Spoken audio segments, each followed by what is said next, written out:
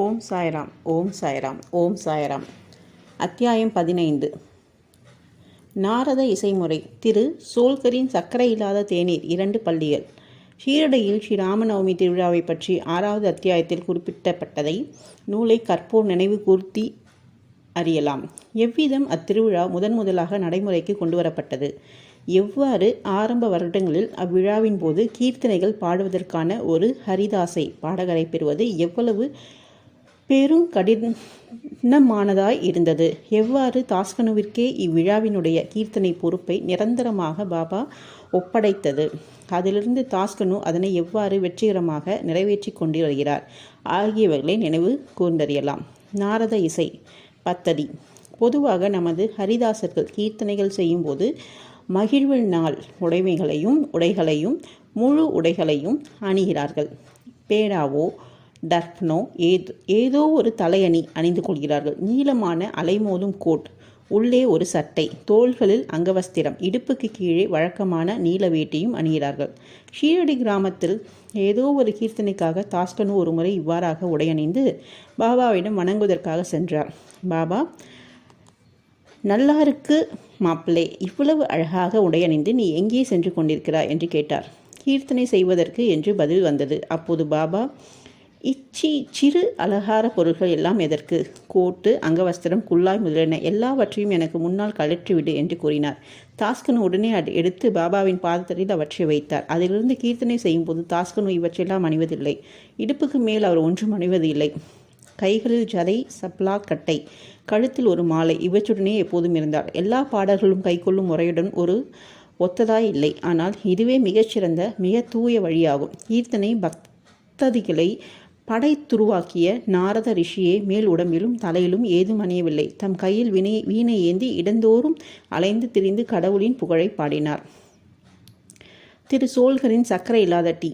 பூனா, அகமந்திர நகர ஜில்லாக்களில் பாபா அறிந்து கொள்ளப்பட்டார். ஆனால் திரு நானா சாஹிப் சாந்தோர்கள் தனது சொந்த தனிப்பட்ட முறையிலான உடையாள்களும் தாஸ்கனு தனது மிக உயர்வான கீர்த்தனைகளாலும் கொங்கணத்தில் பம்பாய் ராஜஸ்தானில் பாபாவின் புகழை பரப்பினார்கள். உண்மையில் தாஸ்கனுதாம் அவரை கடவுள் ஆசீர்வதிப்பாராக தமது அழகிய ஒப்புமை அற்ற கீர்த்தனைகளால் அங்கே இருந்த ஏராளமான மக்களுக்கு பாபாவினால் பயனுறும்படி செய்தார்.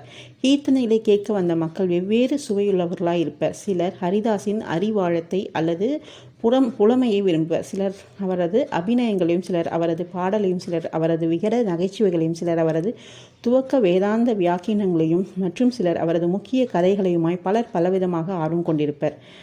அவர்களுள் மிகச் சிலரை கீர்த்தனைகளை கேட்டதன் வாயிலாக ஞானிகளிடத்தோ கடவுளிடத்தோ நம்பிக்கையும் பக்தியும் பெறுகிறார்கள்.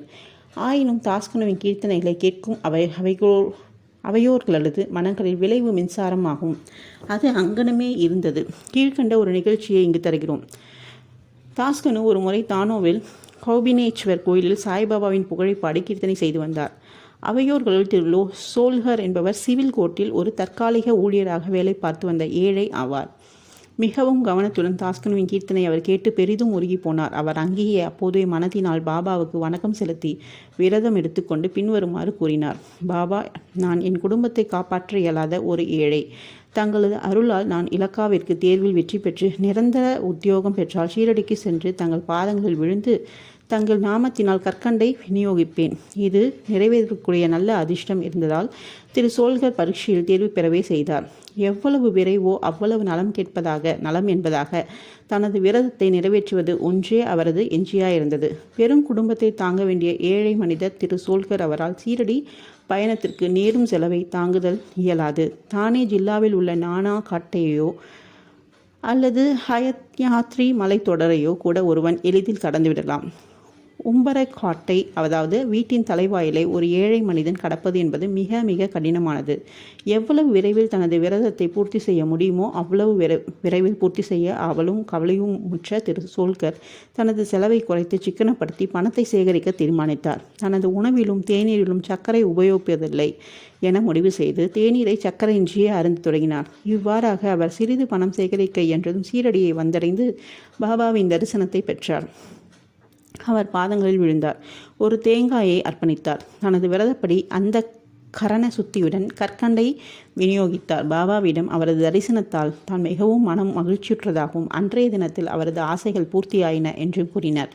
தன்னுடைய விருந்து உபசாரிப்பாளராக திரு பாபா சாஹிப் சோக்குடன் திரு சோல்கர் மசூதியில் இருந்தார். விருந்து உபசரிப்பாளரும் விருந்தினரும் ஆகிய இருவரும் எழுந்து மசூதியை விட்டு புறப்பட போன போது பாபா ஜோக்கரிடம் பின்வருமாறு கூறினார். அவருக்கு, உமது விருந்தினருக்கு சர்க்கரை நிறை முழுமையுமாய் கரைக்கப்பட்ட தேநீரை குடிப்பீர். இத்தகைய உட்கருத்து வலஞ்செறி சொற்களை கேட்டு திரு சோல்கர் மிகவும் மனதுருகி போனார். வியப்பால் செயலிழந்தார். அவரின் கண்கள் கண்ணீரால் பணித்தன. மீண்டும் பாபாவின் பாதங்களில் விழுந்தார். தனது விருந்தினருக்கு அளிக்கப்பட்ட வேண்டிய தேநீர் பற்றிய வெளிநடியை கேட்டு ஜோக்கும் ஆச்சரியமடைந்தார். தமது சொற்களின் மூலம் சோல்கரின் மனதில் நம்பிக்கையும் பக்தியும் தோற்றுவிக்க பாபா விரும்பினார். அவருடைய விரதப்படி தாம் கற்கண்டை பெற்று கொண்டதையும் உணவில் சர்க்கரை பயன்படுத்தக்கூடாது என்ற அவரது இரகசிய தீர்மானத்தையும் தாம் முழுமையாக அறிந்திருப்பதாக அது அங்கனம் இருந்தபடியே பாபா குறிப்பிட்டார்.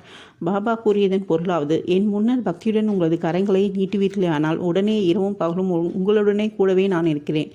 இவ்வுடம்பால் நான் இங்கேயே இருப்பேன். 7 கடலுக்கப்பால் நீங்கள் செய்வதையும் நான் அறிவேன். இந்த பரந்த உலகில்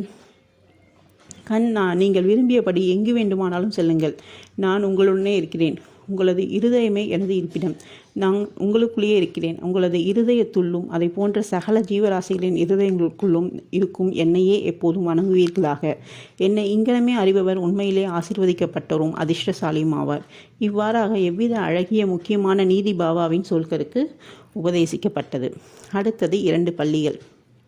2 சிறிய பள்ளிகளின் கதையுடன் இவ்வத்தியாயத்தை முடிப்போம். ஒருமுறை பாபா மசூதியில் அமர்ந்திருந்தார். ஒரு பக்தரும் அவர் முன்னர் அமர்ந்திருந்தார். ஒரு பல்லி டிக் டிக் துடிப்பை விளைவித்தது. ஆச்சரியத்தால் உந்தப்பட்ட அவர், பல்லியின் இத்துடிப்பு ஏதேனும் பின்விளைவு காட்டுதல் குறித்ததா? அது நல்ல அடையாளமா அல்லது தீய சகுனமா என்று பாபாவை கேட்டார். அப்பள்ளியின் சகோதரி அதனை பார்க்க அவுரங்காபாத்திலிருந்து வந்து கொண்டிருப்பதாகும். அதனால் அப்பள்ளி மிகவும் மகிழ்ச்சியுற்றிருக்கிறது என்று பாபா கூறினார். பாபா சொல்லுவதன் அர்த்தம் புரியாமல் அவர் மௌனமாய் அமர்ந்திருந்தார். உடனே அவுரங்காபாத்திலிருந்து குதிரையில் ஒரு பெருந்தகை பாபாவை பார்க்க வந்தார். அவர் மேற்கொண்டு பயணத்தை தொடர விரும்பினார். ஆனால் அவரது குதிரை பசியாய் இருந்தபடியால் நகர்வதாக இல்லை. அதற்கு கொள்ளு தேவைப்பட்டது. கொள்ளு கொண்டு வருவதற்காக தனது தோளிலிருந்து ஒரு பையை எடுத்தார். ஊசியை போக்குவதற்காக தரையில் அடித்தார். அதிலிருந்து ஒரு வலி விழுந்தது. எல்லோரும் முன்னிலையிலும் அது சுவரில் ஏறியது.